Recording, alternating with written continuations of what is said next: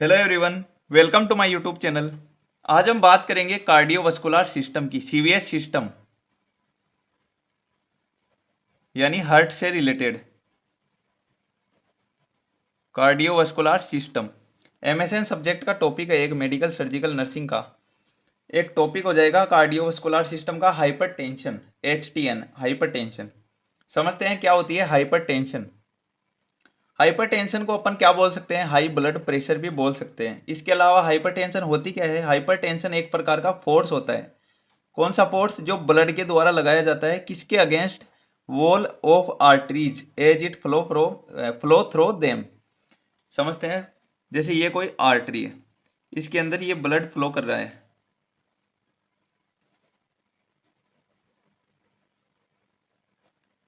Blood है, blood, ये कोई आर्टरी है, ब्लड वेसल्स है, ठीक है। इसके अंदर ब्लड फ्लो कर रहा है नॉर्मल वे के अंदर। तो अगर ब्लड जो है फोर्सफुली फ्लो करेगा, अगर ब्लड फोर्सफुली जाएगा इसके अंदर, तो ये ब्लड क्या करेगा, ये आर्टरीज है, ये आर्टरी की वॉल है, दोनों तरफ से इधर प्रेशर लगाएगा, उसकी दीवारों पर ऐसे प्रेशर लगाएगा इधर की तरफ। तो इस प्रेशर को ही क्या बोलते हैं अपन, हाइपर टेंशन। जब ब्लड कोई भी आर्टरी के अंदर फ्लो करता है, फोर्सफुली फ्लो करता है, तब ब्लड क्या करता है, एक फोर्स पुश करता है अगेंस्ट वॉल ऑफ आर्टरीज, जिसको अपन बोलते हैं हाइपर टेंशन। हाइपरटेंशन क्या कर सकती है, डैमेज कर सकती है ब्लड वेसल्स को। यानी हाइपरटेंशन अगर किसी पेशेंट में हो जाती है, तो कई बार सुना होगा कि नस फट गई, तो ब्लड वेसल्स डैमेज हो सकती है, फट सकती है। And increase the risk of heart attack, यानी हार्ट अटैक आने का चांस भी बढ़ जाता है हाइपरटेंशन के अंदर। इसके अलावा किडनी प्रॉब्लम भी कर सकती है, और लास्ट में पेशेंट की डेथ भी हो सकती है। नॉर्मल अगर अपन ब्लड प्रेशर मान के चले तो 120/80 of H ji blood pressure होता है। ये यूनिट होती है ऑफ एच जी। बीपी की यूनिट क्या होती है, ऑफ एच जी। 120 जो होती है वो क्या होती है, हाई बीपी, यानी सिस्टोलिक बीपी मानते हैं इसको। Systolic blood pressure, systolic blood pressure, systolic blood pressure किसको बोलेंगे, जब हार्ट कॉन्ट्रेक्शन करता है उस टाइम, जब ब्लड फ्लो करता है तब का प्रेशर। जब हार्ट कॉन्ट्रेक्शन करेगा, सिस्टोल कंडीशन होगी, उस कंडीशन में जो ब्लड प्रेशर होगा वो हो जाएगा सिस्टोलिक बीपी। वो कितना होता है, 120 नॉर्मल। और 80, 80 क्या होता है, डायस्टोलिक बीपी होती है, डायस्टोलिक ब्लड प्रेशर। यानी जब हार्ट रिलैक्स कंडीशन में होता है, रिलैक्सेशन करता है हार्ट, तब जो ब्लड प्रेशर अराइज होता है वो होता है डायस्टोलिक ब्लड प्रेशर, वो होता है 80 ऑफ एच जी। इसके बाद अपन अलग अलग इसकी यूनिट्स की बात करेंगे कि हाइपरटेंशन कैसे बढ़ेगा, कैसे कम होगा, उस प्रकार से। तो अब हम नेक्स्ट बात करते हैं ब्लड प्रेशर की अलग अलग कंडीशन, यानी हाइपरटेंशन की अलग अलग कंडीशन की। तो देखिए, सबसे पहले हम बात करें नॉर्मल ब्लड प्रेशर की। नॉर्मल ब्लड प्रेशर जो सिस्टोलिक बीपी होती है, सिस्टोलिक ब्लड प्रेशर वो 120 ऑफ एच जी होता है। डायस्टोलिक बीपी नॉर्मल कितनी होती है, 80 ऑफ एच जी। इसके अलावा अगर किसी पर्सन को प्री हाइपरटेंशन आएगा, प्री हाइपरटेंशन में ये सिस्टोलिक ब्लड प्रेशर जो होगा वो 120 से 139 ऑफ एच जी हो जाएगा। और डायस्टोलिक बीपी हो जाएगा प्री हाइपरटेंशन में 80 से 89 of H G, 80 to 89 of H G. इसके अलावा अगर फर्स्ट स्टेज की हाइपरटेंशन होगी किसी को, उस कंडीशन में जो सिस्टोलिक बीपी होगा वो 140 से 159 ऑफ एच जी हो जाएगा, 140 से 159 ऑफ एच जी। और डायस्टोलिक बीपी जो होगा वो 90 से 99 ऑफ एच जी होगा। अगर सेकेंड स्टेज की हाइपरटेंशन है किसी व्यक्ति को, सेकेंड स्टेज की हाइपरटेंशन में जो सिस्टोलिक बीपी होगा वो 160 ऑफ एच जी से ज़्यादा चला जाएगा, और जो डायस्टोलिक बीपी है वो 100 से ऊपर हो जाएगा, ठीक है, यानी 160/100 हो जाएगा सेकेंड स्टेज की हाइपरटेंशन के अंदर। और अगर हाइपरटेंशन क्राइसिस है, हाइपरटेंशन क्राइसिस का मतलब कंट्रोल में नहीं आएगी, अब वो कितना हो जाएगा, above 180 of H ji systolic blood pressure, और 110 of H ji diastolic blood pressure हो जाएगा, ठीक है। क्राइसिस मतलब खतरनाक, डेंजरस। इसके अलावा अपन बात करते हैं टाइप्स या फिर कोजेज, क्या कारण है हाइपरटेंशन होने के, या कितने टाइप का हाइपरटेंशन होता है, दोनों साथ में है। तो हाइपरटेंशन जो होता है वो 6 टाइप का होता है, primary hypertension, secondary hypertension, borderline hypertension, malignant hypertension, benign hypertension और व्हाइट कोट हाइपरटेंशन। इनको अपन वन बाय वन अब डिस्कस करते हैं। देखिए अब हम नेक्स्ट बात करते हैं सबसे पहले प्राइमरी हाइपरटेंशन की। प्राइमरी हाइपरटेंशन क्या होता है? प्राइमरी हाइपरटेंशन जो होता है वो कोई भी अननोन कोज की वजह से होता है, कोई भी इसका नोन कोज नहीं होता है, कोई भी इसका जानकार कारण नहीं होता है, अननोन कोज की वजह से होता है, बिना किसी सिस्टेमिक कोज की वजह से। एग्जाम्पल जैसे कि फैमिली हिस्ट्री। फैमिली हिस्ट्री मतलब जो पेशेंट है जिसमें हाइपरटेंशन अराइज हुई है, उसके फैमिली में भी किसी को हाइपरटेंशन है, लंबे समय से चलती आ रही है, तो उस वजह से उसको हो गई फैमिली हिस्ट्री। इसके अलावा prolonged mental tension. Prolonged mental tension मतलब पेशेंट जो है वो लंबे टाइम से मेंटली टेंशन ले रखा है, उस वजह से हाइपरटेंशन देखने को मिल सकती है। इसके अलावा लास्ट है हार्मोनल और मेटाबॉलिक डिस्टरबेंस, यानी कोई भी पेशेंट है उसके अंदर हॉर्मोन्स का डिस्टरबेंस हो गया या फिर मेटाबॉलिक डिस्टरबेंस हो गया, उस कंडीशन में प्राइमरी हाइपरटेंशन देखने को मिलती है। तो यह है प्राइमरी हाइपरटेंशन। अब हम नेक्स्ट बात करते हैं सेकेंडरी हाइपरटेंशन की। सेकेंडरी हाइपरटेंशन जो होती है वो कोई भी पैथोलॉजिकल कंडीशन होती है उसकी वजह से होती है। पैथोलॉजिकल कंडीशन मतलब अपनी बॉडी में डिजीज कंडीशन है, कोई भी डिजीज है, कोई भी बीमारी लग रखी है पहले से, उस वजह से होती है, पैथोलॉजिकल कंडीशन की वजह से। जैसे एग्जाम्पल कोई भी किडनी डिजीज है उसकी वजह से हो गई, या फिर एंडोक्राइन डिसऑर्डर है उस वजह से हो सकती है। एक्सेसिव बॉडी वेट यानी बहुत ज़्यादा बॉडी वेट है, और या फिर ओबेसिटी बोल सकते हैं। ओबेसिटी मतलब मोटापा।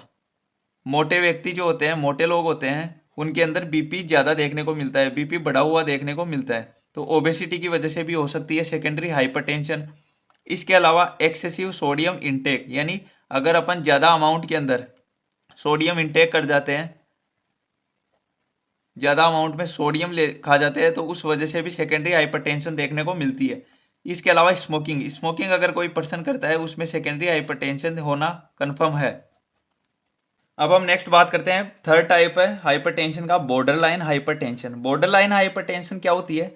Border line hypertension intermittent elevation of BP with normal reading, यानी इंटरमिटेंट एलिवेशन ऑफ बीपी, यानी बीपी जो है वो रुक रुक कर बढ़ेगी। इंटरमिटेंट का मतलब रुक रुक कर। जैसे बीपी की नॉर्मल रीडिंग है 120/80 mm ऑफ Hg,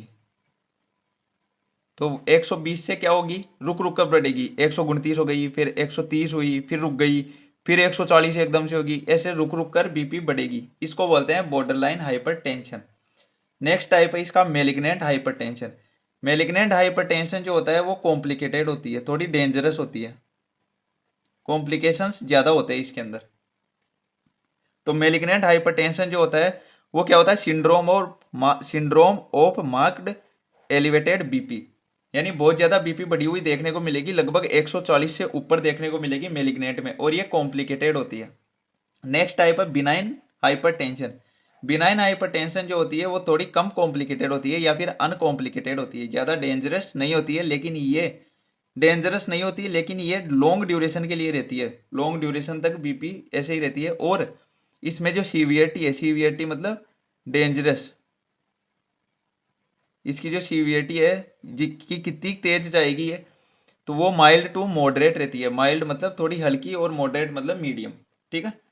फिर है white coat hypertension. White coat hypertension क्या होती है? नॉर्मली सबको होती रहती है white coat hypertension. White coat से मतलब है जब भी अपन हॉस्पिटल में दिखाने जाते हैं डॉक्टर वगैरह को, तो डॉक्टर अपने पास में कोई भी चेकअप करने के लिए जैसे व्हाइट कोट पहन के रहते हैं, नर्स वगैरह रहती है, तो कोई भी चीज़ अपने असेस करने के लिए, कोई भी जांच वगैरह करने के लिए अपने पास भी आते हैं, तो अपन डर जाते हैं थोड़ा सा, अपनी हार्ट बीट बढ़ जाती है, बीपी बढ़ जाती है, ठीक है। तो क्या होता है व्हाइट कोट हाइपरटेंशन में? It is due to anxiety. ये क्या होती है? एंजाइटी। एंजाइटी मतलब कोई ना कोई टेंशन, चिंता की वजह से हो जाती है।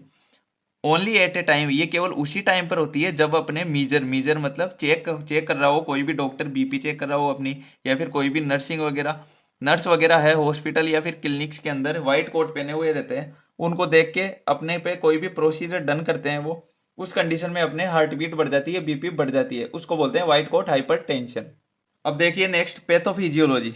हाइपरटेंशन की पैथोफिजियोलॉजी की बात करते हैं।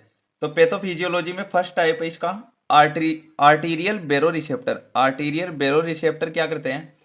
ये कंट्रोल करके रखते हैं sympathetic drive to the heart. Heart का जो सिंपैथेटिक कंट्रोल होता है उसको कंट्रोल करके रखते हैं। इसके साथ साथ पेरिफेरल ब्लड वेसल्स को भी कंट्रोल करके रखते हैं और बीपी को मेंटेन रखने में हेल्प करते हैं।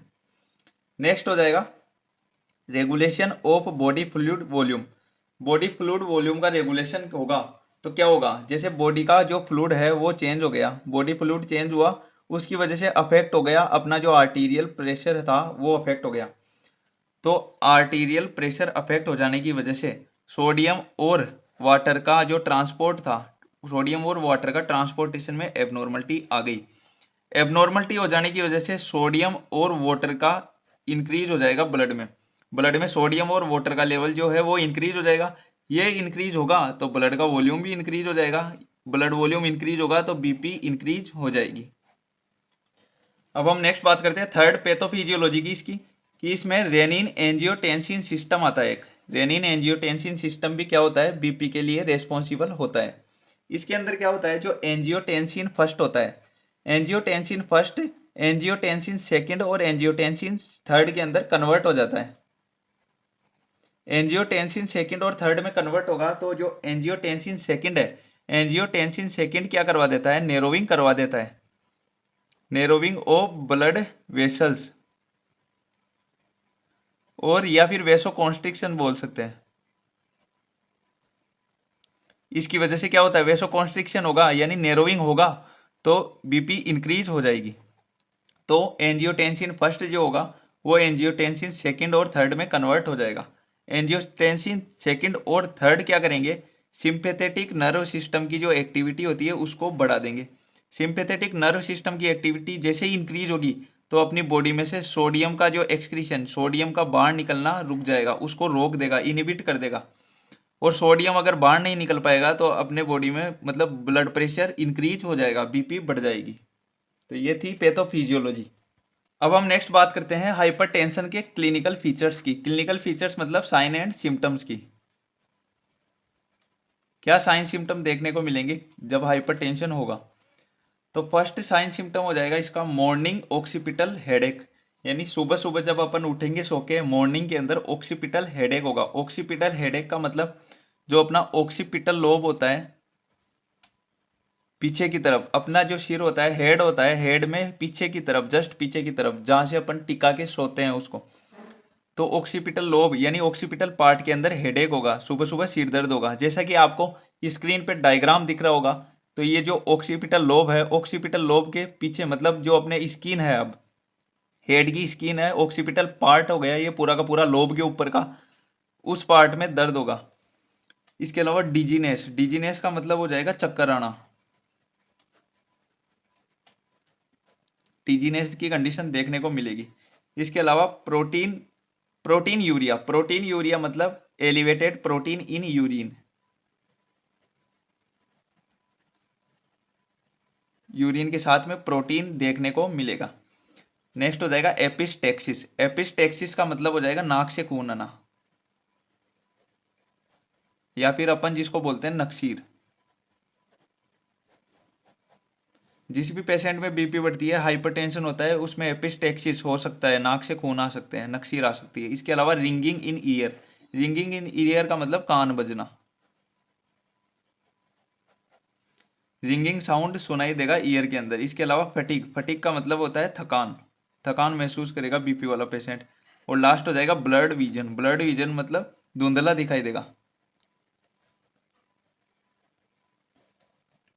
साफ दिखाई नहीं देना। अब नेक्स्ट है डायग्नोस्टिक इवैल्यूएशन। डायग्नोस्टिक इवैल्यूएशन मतलब क्या क्या डायग्नोसिस करेंगे अगर हाइपरटेंशन होगी, तो डायग्नोसिस मतलब क्या क्या जांच करवाएंगे उसकी। सबसे पहला हिस्ट्री कलेक्शन और फिजिकल एग्जामिनेशन। हिस्ट्री कलेक्शन मतलब उसकी पास्ट मेडिकल हिस्ट्री लेंगे, और फिजिकल एग्जामिनेशन मतलब उसका हेड टू फुट एग्जामिनेशन, ऊपर से लेकर नीचे तक उसका पूरा की पूरी जांच करवाएंगे, हेड टू टो एग्जामिनेशन करवाएंगे। इसके अलावा measurement of BP, BP measure करेंगे। यूरिन टेस्ट करवाएंगे। यूरिन टेस्ट क्यों करवाएंगे, क्योंकि प्रोटीन यूरिया की कंडीशन हो सकती है साइन सिम्टम, तो साइन सिम्टम में अगर प्रोटीन यूरिया देखने को मिलेगा यूरिन टेस्ट में तो अपन पता लगा लेंगे हाइपरटेंशन की कंडीशन हो गई। इसके अलावा ब्लड टेस्ट करवाएंगे, ब्लड टेस्ट के अलावा चेस्ट एक्सरे। तो ये थी डायग्नोस्टिक, ये डायग्नोसिस करवाएंगे इसके अंदर।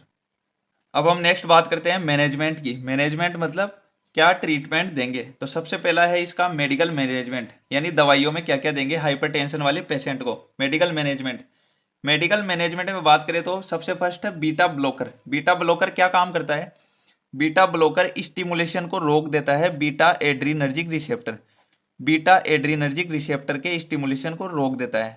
और बीटा एड्रीनर्जिक रिसेप्टर का स्टिमुलेशन रुकेगा तो ये क्या करेगा, बीपी कम हो जाएगी थोड़ी सी, क्योंकि बीटा एड्रीनर्जिक रिसेप्टर जो होता है वो वेसो कॉन्स्ट्रिक्शन करवाता है, ब्लड वेसल्स को क्या करवाता है, ये नेरो करवाता है, कॉन्स्ट्रिक्शन करवाता है। तो बीटा ब्लॉकर का एग्जाम्पल हो जाएगा बीटाक्सोलोल और टेमोलोल, ये दो बीटा ब्लॉकर होते हैं, ये दे देंगे पेशेंट को। इसके अलावा नेक्स्ट हो जाएगा वेसो डायलेटर। वेसो डायलेटर क्या करेगा, ब्लड वेसल्स को डायलेट करने का काम करेगा, ब्लड वेसल्स को फैलाने का काम करेगा, ब्लड वेसल्स को क्या करेगा, डायलेट कर देगा। और ब्लड वेसल्स जैसे ही डायलेट होगी तो बीपी क्या हो जाएगी, डिक्रीज हो जाएगी, बीपी कम हो जाएगी। तो वेसो डायलेटर में जैसे एक होता है नाइट्रेट, एग्जाम्पल है इसका नाइट्रेट। नाइट्रेट भी दो टाइप का होता है, एक तो शॉर्ट एक्टिंग, एक होता है long acting nitrate. Short acting के अंदर तो हो जाएगा नाइट्रोग्लिसरीन दे देंगे, और लॉन्ग एक्टिंग नाइट्रेट के अंदर आइसोसोर्बिड डाइनाइट्रेट दे देंगे। ठीक है, तो फर्स्ट दे देंगे बीटा ब्लॉकर, सेकंड हो जाएगा वेसो डायलेटर। फिर नेक्स्ट हो जाएगा calcium channel blocker. Calcium channel blocker में क्या करता है, यूज किया जाता है इसको, कैल्शियम चैनल ब्लॉकर को ऑक्सीजन की डिमांड हार्ट के अंदर कम करने के लिए यूज किया जाता है। एग्जाम्पल है इसका नेफिडिटीन। इसके अलावा नेक्स्ट हो जाएगा डाईयूरेटिक्स।